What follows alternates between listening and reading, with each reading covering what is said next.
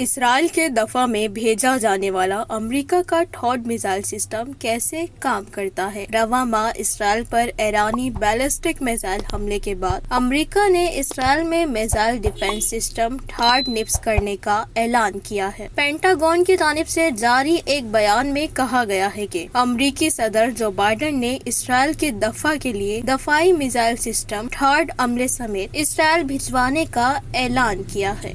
1 اکتوبر کو ایران نے اسرائیل پر 200 کے قریب بیلسٹک میزائل داغے تھے اور ایرانی پاسداران انقلاب نے دھمکی دی تھی کہ اگر اسرائیل نے جوابی کارروائی کی تو ایران مزید حملے کرے گا۔ ان حملوں کا مقابلہ کرنے کے لیے اسرائیل نے اپنے تمام میزائل دفاعی نظام استعمال کیے، جن میں کم فاصلے تک مار کرنے والے راکٹوں کے لیے بنائے گئے آئرن ڈوم سسٹم سے لے کر ایرو سسٹم بھی شامل ہے، جو فضا اور خلا سے داغے گئے بیلسٹک میزائلوں کو تباہ کرنے کے لیے ڈیزائن کیا گیا ہے۔ اس حملے کے بعد اسرائیلی وزیر دفاع یوف گیلنٹ کا کہنا تھا کہ اسرائیل کا جوابی حملہ مہلک اور عین نشانے پر ہوگا۔ پینٹاگون کا کہنا ہے امریکہ کا ٹھوڈ سسٹم بھجوانے کا فیصلہ اس کے اسرائیل اور وہاں مقیم امریکیوں کو ممکنہ ایرانی بیلسٹک میزائل حملوں سے بچانے کے عزم کو ظاہر کرتی ہے۔ اس سے قبل گزشتہ سال 7 اکتوبر کو اسرائیل پر حماس کے حملے کے بعد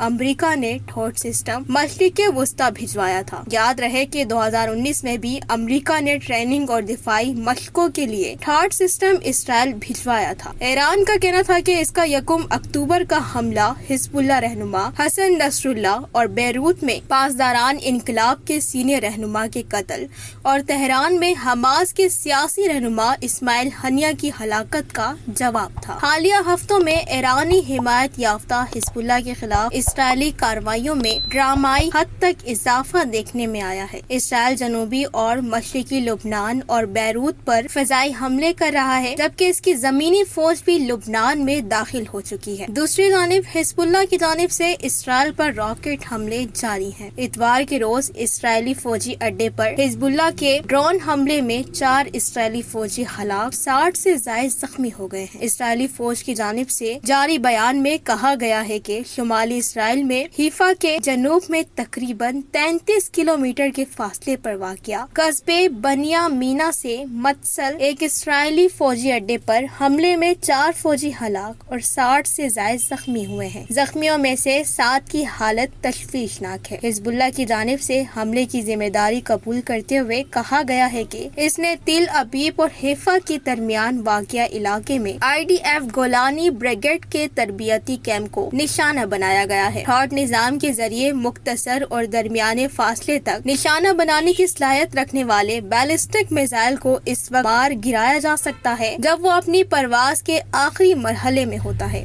اس نظام کی رینج 200 کلومیٹر ہے اور یہ 150 کلومیٹر کی بلندی تک کام کرتا ہے۔ دشمن کی جانب سے میزائل داغے جانے کی صورت میں ٹھوڈ کا ریڈار سسٹم اس کا پتہ لگا لیتا ہے۔